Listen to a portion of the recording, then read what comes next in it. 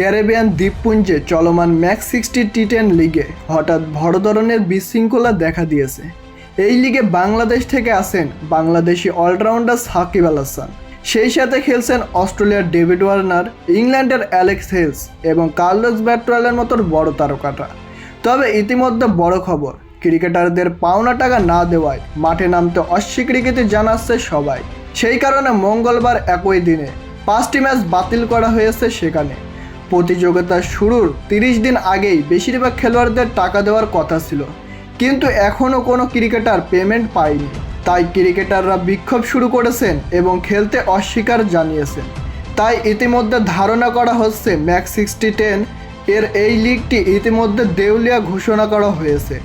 ভাবা যায় একটি বড় লিগ, সেখানে নাকি একটা প্লেয়ারও কোনো পেমেন্ট পায়নি। প্রিয় দর্শক, ক্রিকেটে যদি এরকম অবস্থা হয় তাহলে ক্রিকেটাররা কোথায় গিয়ে স্বস্তির নিঃশ্বাস ফেলবে?